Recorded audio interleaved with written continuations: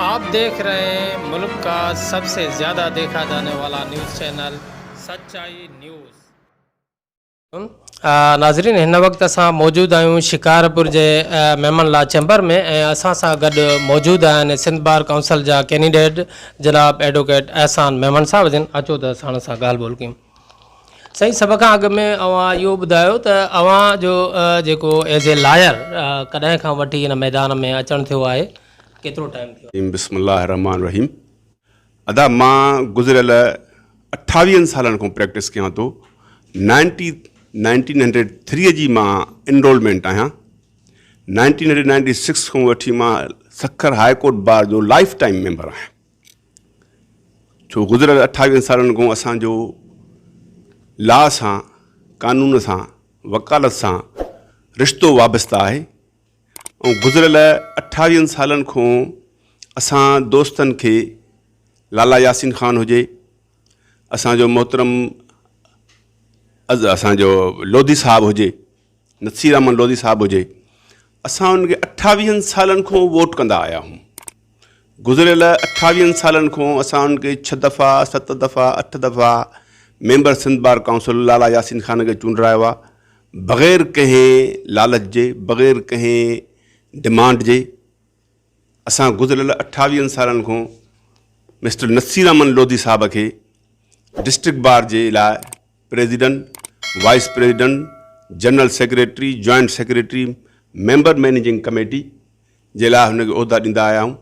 पर हुननि असांखे कॾहिं बि कंसीडर न कयो, को गौर फ़िक्र न कयूं। कंहिं दोस्त खां विहार इहो न पुछूं त यार को डिज़र्विंग कैंडिडेट ॾसियो।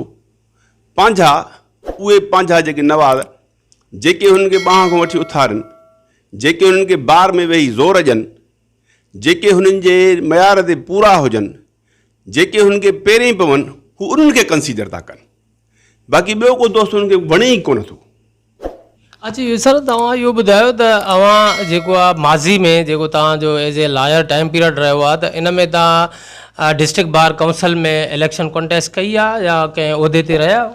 साईं, मां इनिशियल स्टेज में 1997-98 में वाइस प्रेसिडेंट जे लाइ इलेक्शन विढ़ियोसि, जिते मुंहिंजी लाला यासीन ख़ान ऐं असांजे मिस्टर नसीर अहमद लोधीअ सख़्तु मुखालफ़त कई।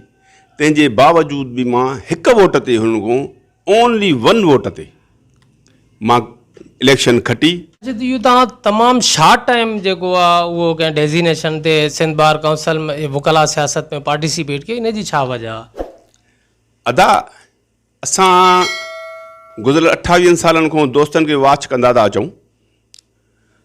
ॾाढी हिकिड़ी तकलीफ़ दा सुवाल कया आहिनि तव्हां।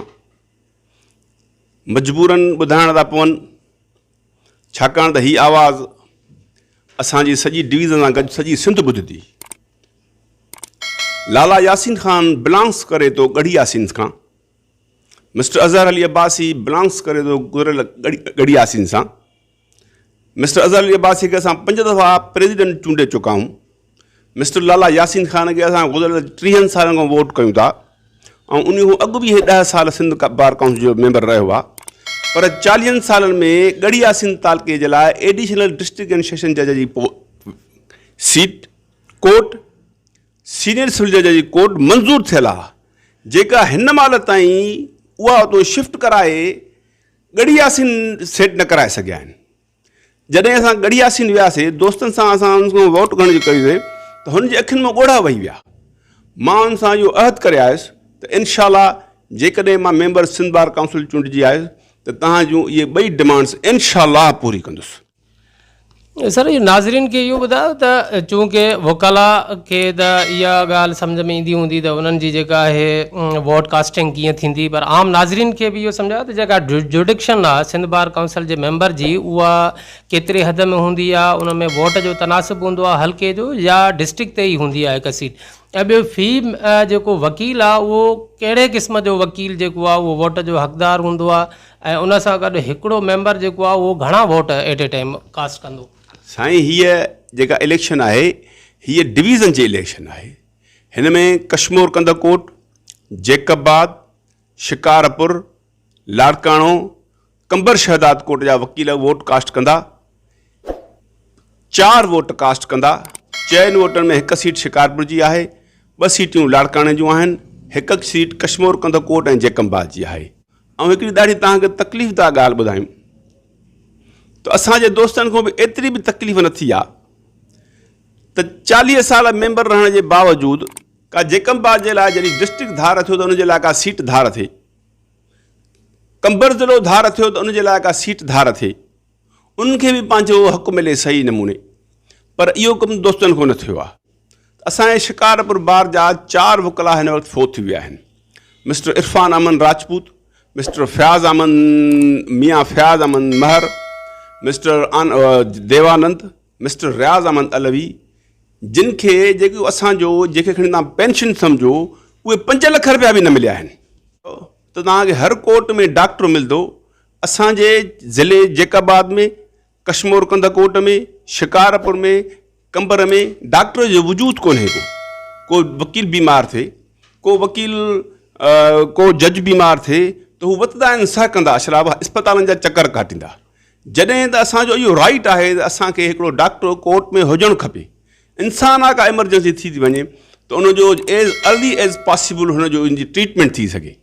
असांखे गुज़िरियल 40 सालनि खां आसरो ॾिनो वियो आहे त तव्हांखे चेंबर्स ठाराए ॾींदा वेंदासीं, पर हिन महिल ताईं का बि प्रोग्रेस न आहे। इलेक्शन अचे थी, चवंदा तव्हांजी एडवोकेट्स कॉलोनी ठाराईंदासीं, एडवोकेट्स कॉलोनीअ जो को वजूद ई कोन्हे का 3 महीने हिकिड़ी जज साहब जी का टी पार्टी थिए, सेशन जज जी टी पार्टी थिए, ॿियनि जजिस जी टी पार्टी थिए, के दोस्तनि जा ॾुख सूर आहिनि, के जजिस जा ॾुख सूर आहिनि, उहे हिक ॿिए सां हाल वंडनि, को हिकिड़ो एटमॉस्फियर दोस्ताना माहौल पैदा थिए, दोस्ताना माहौल में हिकिड़ो पाण खे एकोमोडेट कयूं, पर असां इन ॻाल्हि खां बि कासिर रहिया आहियूं। डिस्ट्रिक्ट मैनेजमेंट आहे, डिप्टी कमिश्नर आहे, SSP आहे, असांजे तालुके जा ऑफिसर आहिनि, AC आहिनि, असांजे तालुके ऑफिसर मुख़्तियारकार आहिनि, असांजो कमु करण लाइ तयारु न आहिनि, वकील खे सुञाणण जे लाइ तयारु न आहिनि।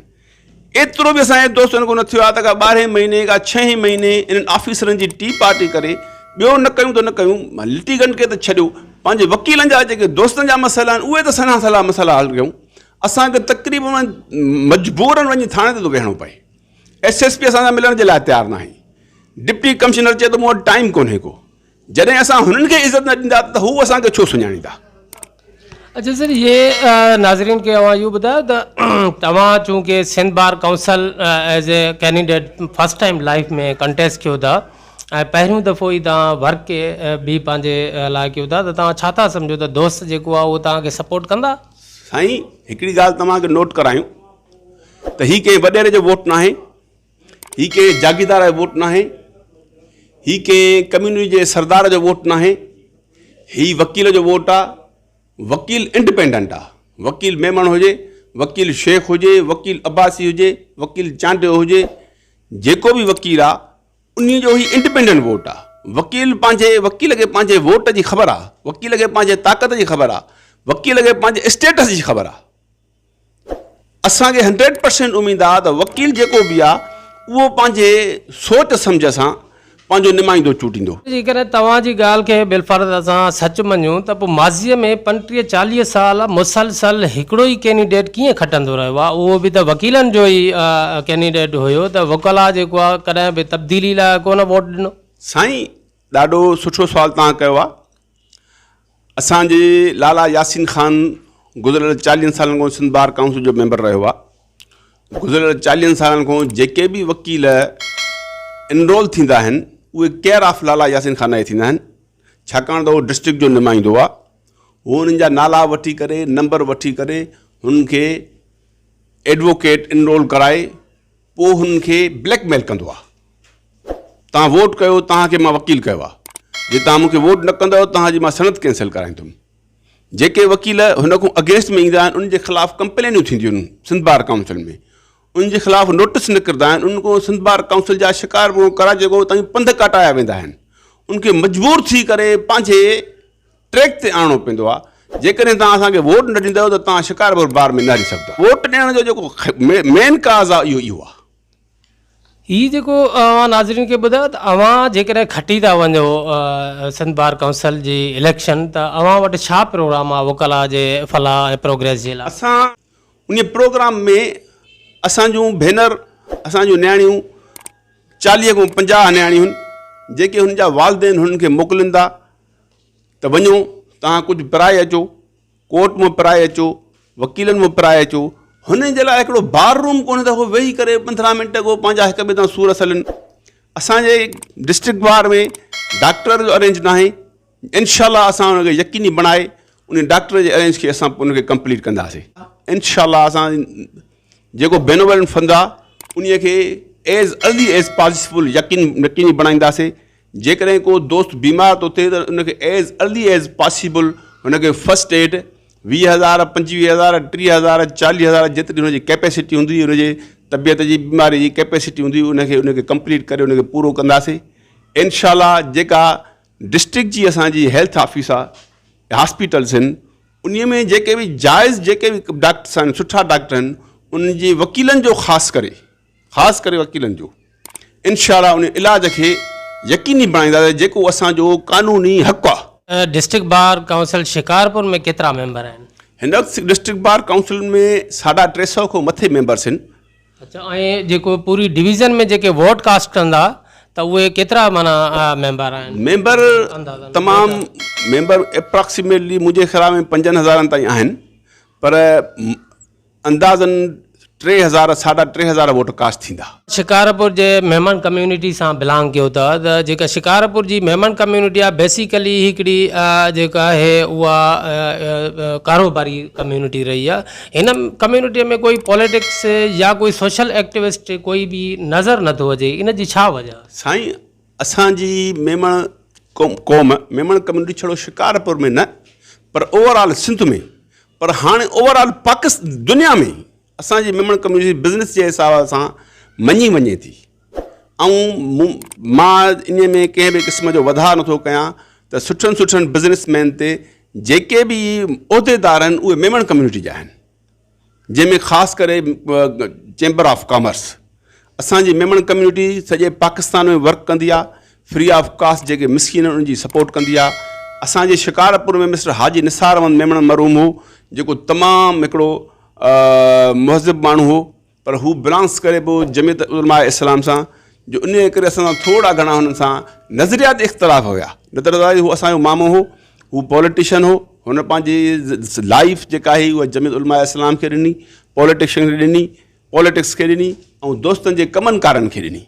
दोस्तनि खे तरजीह ॾिए करे दोस्तनि जा मसइला हल कया, अनाज मंडी जा मसइला हल कया, किराना मर्चेंट जा मसइला हल कया, क्लॉथ मार्केट जा मसइला हल कया। ओवरऑल जेको बि हुन ॾे लड़ी वेंदो हुन जा मसइला उहो हल कंदो हो। मां उन जो भाणे जो आहियां। इंशाल्लाह असांजो जेको हाल हाज़ुर आहे, जेको दिलि जे गहराइनि सां चऊं था त दोस्तनि जी न छड़ो शिकारपुर जी पर कश्मीर कंदोकोट जी सीट जे लाइ जैकबाद खे धार वठी ॾींदासीं, कंबर खे धार वठी ॾींदासीं ऐं दोस्तनि जा जेके जाइज़ मसइला हूंदा इंशाल्लाह एज़ अर्ली एज़ पॉसिबल उनखे हल करण जी कोशिशि कंदासीं। नाज़रीन खे सर इहो बि ॿुधायो त जेका DBA में बेन्युअल फंड जेको गवर्नमेंट ॾींदी आहे उहो सालाना केतिरो हूंदो आहे ऐं उन खां पोइ जेको उहो एक्सपेंस जेको ख़र्च थिए थो उहो सही जॻह ते ऐं सही तरीक़े सां ख़र्च थिए थो या? साईं, तव्हां इहो ॾाढो तकलीफ़दार सुवालु कयो आहे। हीउ जेको बेनोवेल फंड आहे इहो असां कंट्रीब्यूट कंदा आहियूं। वकील हर साल बेनोवेल फंड जा 3,000 रुपया हर वकील पंहिंजा पेमेंट कंदो आहे। हाई कोर्ट जो वकील 3,500 रुपया पेमेंट कंदो पर मंथ न पर ईयर। असांखे गवर्नमेंट जे तरफ़ खां का बि फैसिलिटी अवेल न आहे त यार गवर्नमेंट हिकिड़ो वकील आहे पंहिंजी लाइफ जेका आहे उहा इंश्योर थो करे, वक़ुफ़ थो करे लिटिगेंट जे लाइ, माण्हुनि खे इंसाफ़ वठी ॾियण जे लाइ, माण्हुनि जा जाइज़ मसइला हल करण जे लाइ, माण्हुनि खे लीगली सपोर्ट ॾियण जे लाइ उन वटि गवर्नमेंट वटि को प्रोग्राम ई कोन्हे को। असां इहा गवर्नमेंट खे गुज़ारिश कंदासीं, न सिंध गवर्नमेंट खे पर पाकिस्तान गवर्नमेंट खे, त वकील जे लाइ घटि में घटि हुनजी रिटायरमेंट 65 साल, जीअं हाई कोर्ट जी जज जी रिटायरमेंट 65 साल आहे, त वकील जी रिटायरमेंट 65 साल खां पोइ घटि में घटि हुनखे 50,000 वो पेंशन मिलणु खपे। ऐं 5 लख रुपयो जेको सिंध गवर्नमेंट ॾे, असांजे सिंध बार काउंसिल ॾे थी 5 लख रुपयो, अहिड़े नमूने घटि में घटि एप्रॉक्सीमेटली 50 लख रुपयो गवर्नमेंट बि हुनखे डोनेट ॾे त घटि में घटि हुनजो जेको बक़ाया लाइफ आहे, जेका हुनजी बक़ाया ज़िंदगी आहे, उहा कंहिं अमन सां कंहिं सुठे हुन सां गुज़री। हिन वक़्तु जेका पोज़ीशन आहे असांजे वकीलनि जी, 65 साल खां पोइ हुनजी पोज़ीशन आहे, पर उहो मजबूर थी पंहिंजे पेट गुज़र जे लाइ तकलीफ़ काटे घरों निकिरी कोर्ट अचे थो त यार 2000 माना कमाए वञा, का 3000 कमाए वञा। पर जेकॾहिं गवर्नमेंट जे तरफ़ों हुनखे 40-50 लख रुपयो मिलियो, 5 लख रुपयो असांजे सिंध बार काउंसिल जे तरफ़ों मिलियो, ऐं हुनखे 15,000 रुपया हिकिड़ी पेंशन मंथली मिली वई, त मां दिलि सां थो चवां ऐं यकीनी थो चवां त जेके 65 साल खां मथे वारा दोस्त आहिनि उहे वकील न ईंदा, वरी नौजवाननि खे वारो मिलंदो। जॾहिं उहे 65 साल खां मथे वकील अचनि था त नौजवाननि खे वारो नथो मिले, नौजवाननि खे सपोर्ट नथी मिले। इहो सर नाज़रीन खे इहो जेके वोटर आहिनि लायर्स हिन वक़्तु, उन्हनि खे तव्हां आख़िर में पैगाम कहिड़ो ॾियणु चाहींदो? असां दोस्तनि खे पैगाम ॾियणु चाहियूं था त हाणे दुनिया तमामु अॻिते निकिरी चुकी आहे। हीअ हाणे उहो वॾेरे वारो दौरु न रहियो आहे। एडुकेशन तमामु हाई लेवल ते पहुची वई आहे। इंटरनेट जो दौरु आहे, इलेक्ट्रॉनिक मीडिया जो दौरु आहे। महिरबानी करे सुठा दोस्त जेके तव्हांजे मयार ते पूरा लहनि, जेके कंहिंजे इशारे ते न उथिया हुजनि, जेके ॿिए जे ख़र्च ते न उथिया हुजनि, जेके पंहिंजी सिंध बार काउंसिल खे पंहिंजी जागीर न सम्झनि, तव्हां महिरबानी करे उन्हनि दोस्तनि खे सिलेक्ट कयो। असांजे शिकारपुर बार में जिते वकील वेहंदा आहिनि उते 3 फुट छबर बीठी आहे। उहा छबर कटाइण जे लाइ हुननि वटि प्रेसिडेंट वटि टाइम कोन्हे को। जॾहिं उहा असां कंबर बार में ॻाल्हि ओपन कई आहे तॾहिं उहा जेको ड्रब आहे उहो कटाए करे वकीलनि खे को इज़त सां वेहण जो को मौक़ो मिलियो आहे। कंहिं दोस्त को पैसा घुरिया, साईं मां बीमार आहियां, मूंखे 2 लख रुपयो ॾियो त मां पंहिंजो इलाजु करायां, मुंहिंजी माली पोज़ीशन ॾाढी डाउन आहे, त मां हिकिड़ी तव्हांजी एॾी मां रोई थो ॻाल्हि इहा कयां त हुन दोस्त खे चयो यार तूं बाहि ॾे पाण खे त मां तोखे पोइ 2 लख रुपया वठी ॾियां। यार हीअ असां वकील हूं के असां ख़ुदा जो कसम पटे वाले को हलिया वियासीं, जा बि न हुनजा पंहिंजा बेनोवेलेंट फंड जा पैसा, जेको हुनजो कानूनी हक़ु आहे, जेके हुनजा पैसा सिंध बार काउंसिल में पिया आहिनि, उन में बि हुनखे ॾियण लाइ न आहिनि।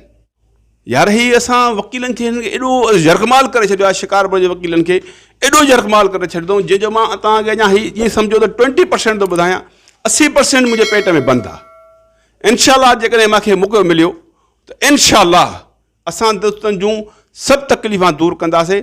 असां दोस्तनि जे लाइ, वकील जूनियर दोस्तनि जे लाइ हिकिड़ी एकेडमी खोलींदासीं जंहिंमें वकील दोस्तनि जी लॉ पॉइंट सां, लॉ जे हिसाब सां, अपीयरेंस जे हिसाब सां बाक़ाइदे हिकिड़ो प्रोग्राम हूंदो जीअं नओं जूनियर दोस्त अंदरि घिरे त हू बाक़ाइदे वकील लुक अचे।